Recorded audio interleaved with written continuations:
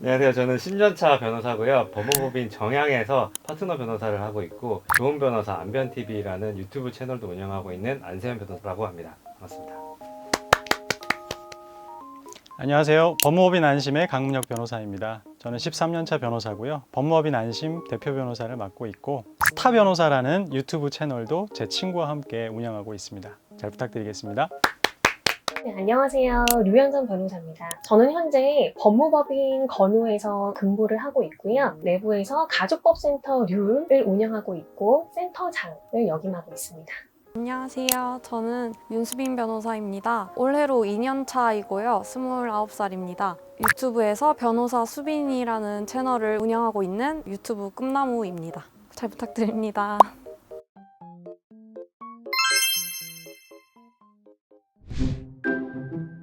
저는 변호사를 할 것 같습니다. 네, 저도 변호사라는 직업을 다시 하고 싶습니다. 다양한 많은 사건들을 해보면서 이 직업이 매력적이라고 느끼기도 했고 다양한 사건들과 다양한 법률 문제들을 다뤄보면서 변호사라는 직업에 대해서 알아가보고 더 해보고 싶다라는 생각이 들었기 때문에 다시 변호사를 선택할 것 같습니다. 저는 변호사가 제 천직이라고 생각합니다. 변호사만큼 정말 의뢰자가 인생에 있어서 가장 힘든 순간에 그 순간에 도움을 줄 수 있는 사람이 흔치 않거든요. 변호사만이 그 위기의 순간에 투입이 돼가지고 해결사가 될 수 있고 수호천사가 될 수 있는데 그 점이 너무 매력적인 것 같습니다.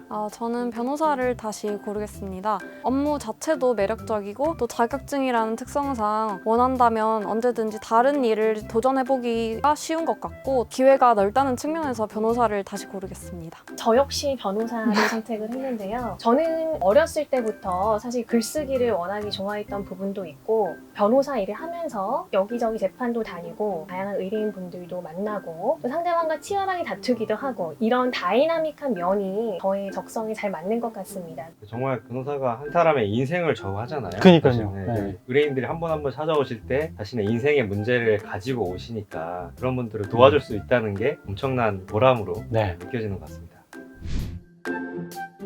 그래서 뭐 둘 다 굉장히 흉악한 범죄이긴 하지만 제 생각에는 그래도 사람을 죽이는 살인보다 더 흉악한 범죄는 없지 않을까라고 생각을 해서요. 그래도 성범죄자를 좀 변호를 하는 것을 선택을 했고 만약에 그 성범죄자 분께서 죄를 좀 반성을 하고 뉘우치시면서 어떤 선처를 재판부에 좀 고하고자라고 하신다면 그 부분은 또 적극 조력을 해드릴 수 있을 것 같습니다. 살인의 경우에는 되게 다양한 일이 있을 수가 있잖아요. 쌍방 다툼 중에 뭐 살인이란 결과가 발생했다든지 정말 억울한 일을 당해서 원한을 갚기 위한 것이라든지 다양한 경위가 반영이 될 수 있는데 성범죄의 경우에는 그 어떤 변명도 타당한 변명이 있을 수 없다고 생각해서 그런 측면에서는 저는 살인자가 나을 것 같다고 생각합니다. 이 부분은 저희 선택지가 좀 어렵네요. 네.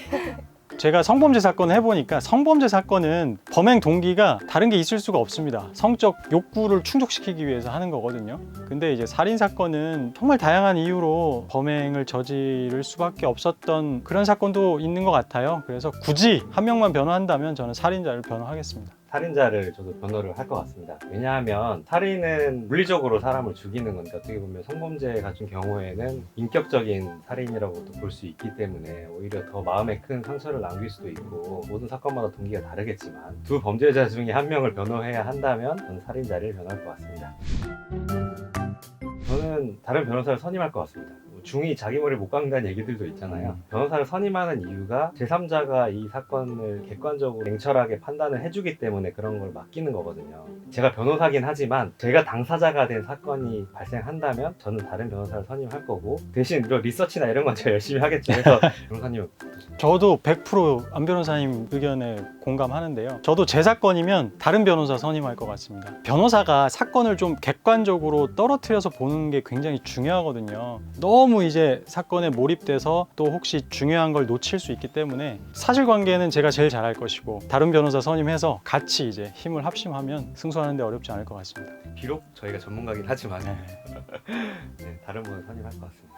저 같은 경우에는 다른 변호인에게 맡기는 걸 선택을 하겠습니다. 어쨌든 제가 당사자라면 감정이 개입될 수가 있기 때문에 보다 이성적인 판단을 더 잘 내려줄 수 있는 제3자의 입장에서 볼 수 있는 다른 변호인을 선임할 것 같습니다. 변호사님께서는 이 부분도 조금 갈렸는데요. 저는 제 사건이라면 제가 당연히 저를 변호를 해야 되지 않을까. 사실관계를 제가 제일 잘 알고 있을 것이고 재판부에 어떤 사정을 전달을 할 때 제가 당사자가 돼서 직접 전달을 하면 좀 더 호소력 있게 전달을 할 수 있을 것 같아서 스스로 이제 방어를 하거나 변호를 하는 쪽을 선택을 하겠습니다. 네, 저는 로펌 변호사 선호합니다.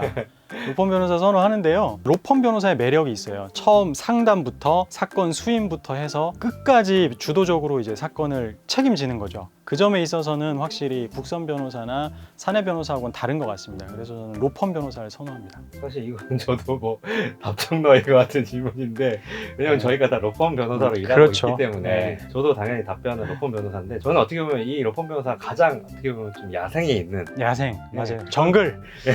그러니까 이게 본인의 어떤 능력과 실력으로 살아남아야 되는 이런 분야라고 좀 생각을 하기 때문에 정말 열심히 해서 의뢰인들에게도 인정을 받고 제 어떤 사건도 좋은 결과를 내드리고 하는 거에 저는 좀 보람을 느끼는 편이라서 이 로펌 변호사를 선택을 하게 됐습니다. 네. 저는 로펌 변호사. 제가 현재 로펌에서 근무를 하고 있는데요. 사내 변호사님들이라고 하면 그 회사의 각 부서에서 법률 자문 요청이 올 때 그것을 검토를 하는 일, 속해 있는 그 회사가 소송 당사자가 됐을 경우에 그 당해 사건을 수행하는 일, 법률적 리스크를 검토해주는 일 등을 수행하고 계시는 것으로 제가 알고 있습니다. 국선 변호인 분들께서는 피고인이 사적으로 변호인을 선임하지 못했을 경우에 이제 국선 변호인께서 처리를 해주고 계시는데요. 사실 로펌에 이제 계시는 변호사님들이 이런 모든 업무를 수행을 하십니다. 사내 변호사님 그리고 국선 변호인보다도 좀 더 다양한 사건을 진행할 수 있는 그런 기회가 좀 더 많은 것 같습니다. 저는 우선 사내 변호사를 선택을 하겠습니다. 이거는 워라밸의 측면에서 선택을 했어요. 왜냐하면 로펌 변호사는 뭐 대체로 굉장히 바쁘고 시간에 쫓기고 그런 경우가 많기 때문에 저녁이 있는 삶을 살기가 힘든 경우가 많기 때문에 저는 사내 변호사가 나은 것 같고 국선 변호사도 물론 보람있고 좋은 직업이지만 또 마음이 편하게 업무를 수행할 수 있다는 측면에서는 사내 변호사가 더 좋은 선택이라고 생각했습니다.